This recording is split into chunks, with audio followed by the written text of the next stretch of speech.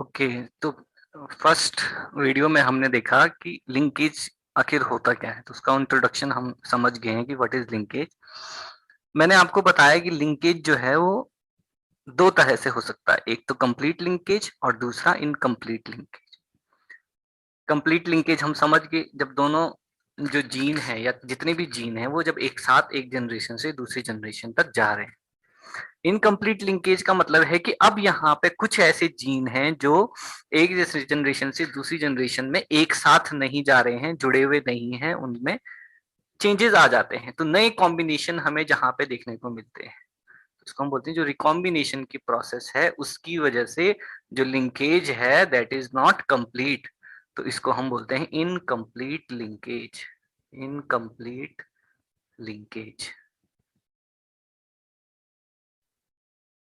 यानी जो रिकॉम्बिनेशन की प्रोसेस है जहां पे नए नए कॉम्बिनेशन बन रहे हैं वहां पे लिंकेज की प्रोसेस कंप्लीट नहीं होती है, तो it is called incomplete linkage. अब स्टार्टिंग में जब मैंने आपको बताया बेटिसन और पुनेट ने जब एक्सपेरिमेंट करा था तो उनको आइडिया नहीं था कि आखिर ये हो क्या रहा है क्रोमोसोम्स के अंदर। उस समय तक क्या एक तरह से क्या रिसर्च थी कि जो ट्रेड्स हैं, जिन ट्रेड्स की हम बात कर रहे हैं, जो कैरेक्टर्स हैं, वो फैक्टर्स के थ्रू जाते हैं। फैक्टर्स, मेंडल ने भी इनको फैक्टर कहा था। जीन वर्ड उस समय तक पता नहीं था। धीरे धीरे जब हमें समझ आया कि ये क्रोमोसोम्स में जो जीन है, क्रोमोसोमल थ्योरी आई, वॉल्टर सटन ने क्रोमोसोम की एक तरह से बताया था, मेंडल्स की जो थ्योरी थी उसको क्रोमोसोम की साथ एक्सप्लेन करा था सल्टन ने। Walter Sutton, chromosomal basis of inheritance की अब हमें पता लग गया कि जो क्रोमोसोम्स हैं वो एक जनरेशन से दूसरी जनरेशन तक ट्रेड्स को लेकर के जाते हैं, जीन्स को लेकर के जाते हैं। इतना हमें समझ आ गया। अब हमें इतना तो पता है कि क्रोमोसोम से दूसरी, एक जनरेशन से दूसरी जनरेशन क्रोमोसोम में जा रहे हैं। तब तो ऐसा होना चाहिए था कि सारे के सारे जो भी करेंटल कॉम्बिनेशन है वही रहने चाहिए थे, लेकिन हमें नए कॉम्बिनेशन भी मिलते हैं। मेंडल्स के लॉ, जिन जो मटर है, पी है, उसमें मेंडल के लॉ पूरी की पूरी तरह फॉलो होते हैं, यानी इंडिपेंडेंट अशॉर्टमेंट कंप्लीट होता है, हमें 9:3:3:1 देखने को मिलता ही है।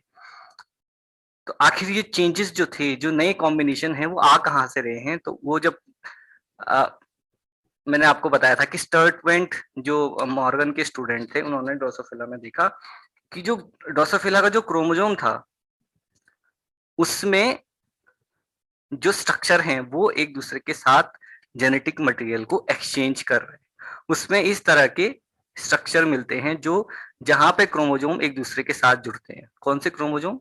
दे आर होमोलॉगस क्रोमोसोम। होमोलॉगस जो क्रोमोसोम होते हैं वो एक दूसरे के साथ में कियाज्मा फॉर्मेशन करते हैं, इस तरह से जुड़ जाते हैं एक दूसरे के साथ में, और इस स्ट्रक्चर को बोलते हैं कियाज्मेटा। कियाज्मेटा या चियाज्मेटा, अलग अलग प्रोनाउंसिएशन इसका होता है। तो हमें जो मियोसिस है उसकी जो डिप्लोनीमा स्टेज है या फिर पैकाइटीन जो स्टेज है, पैकाइनीमा जो स्टेज है, उसमें हमें ये इस तरह के स्ट्रक्चर देखने को मिलते हैं जहां पे होमोलॉगस क्रोमोसोम्स के बीच में एक्सचेंज होता है जेनेटिक मटेरियल का। एक सिस्टर क्रोमेटिड से दूसरे सिस्टर क्रोमेटिड में जो जेनेटिक मटेरियल है उसका एक्सचेंज होना, और इस प्रोसेस को हम बोलते हैं क्रॉसिंग ओवर, यानी क्रॉसिंग ओवर की प्रोसेस हो रही है इस तरह से।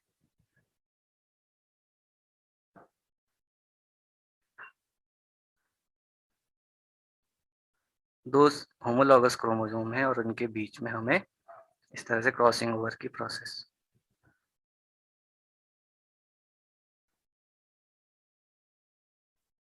तो ये जो स्ट्रक्चर है इट इज कॉल्ड कियाज्मा।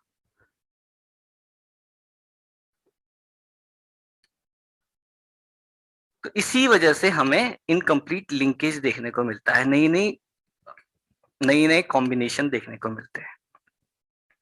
अब जब एक बार ये ऑब्जर्व हो गया, स्टर्वेंट ने इसको ऑब्जर्व करा था।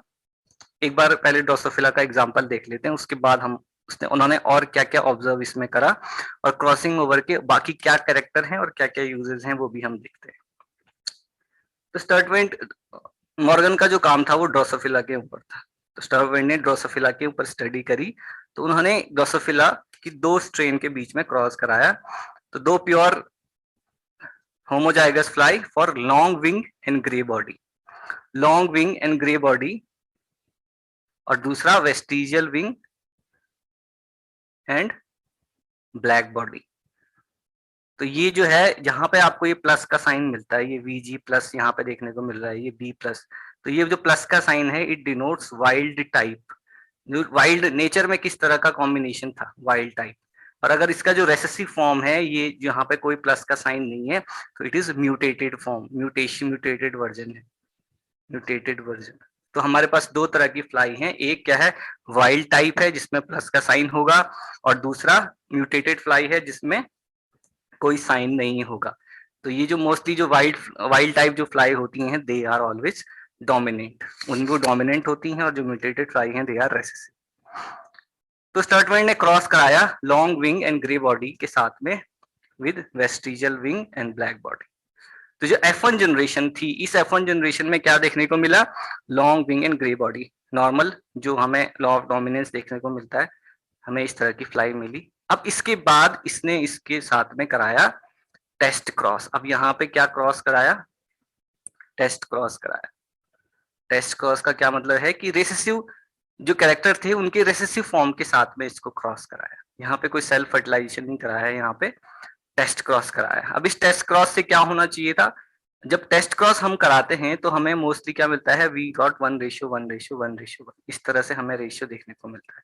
लेकिन हमें यहाँ पे देखने को क्या मिला, हमें पेरेंटल टाइप देखने को मिले, long wing and grey body, vestigial wing and black body, similar जो हमें देखने को मिलता है हमेशा F2 generation, long wing and grey body, vestigial wing and black body, similar चीज देखने को मिली।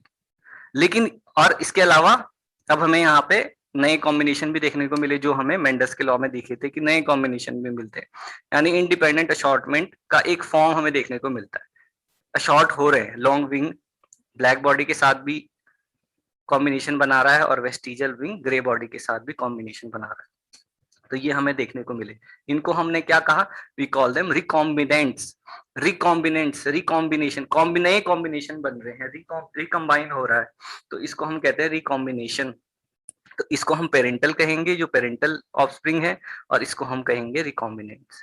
तो रिकॉम्बिनेंट भी देखने को मिले। तो ये सारी चीजें तो सिमिलर थी, लेकिन यहाँ पे डिफरेंस क्या था, नंबर का। जो पेरेंटल कॉम्बिनेशंस थे इनका नंबर बहुत ज्यादा था इन कंपैरिजन टू रिकॉम्बिनेंट्स, इन रिकॉम्बिनेंट्स का नंबर बहुत कम था।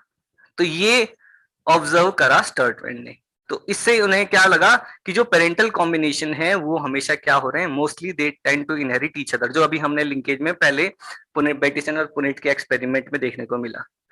बेटिसन एंड पुनेट उसको एक्सप्लेन नहीं कर पाए, लेकिन जो स्टर्टमैन था उसने इसको अच्छे से एक्सप्लेन करा कि जो क्रोमोजोम, ये इस तरह से क्रोमोजोम में ये जीन इस तरह से स्टेब्लिश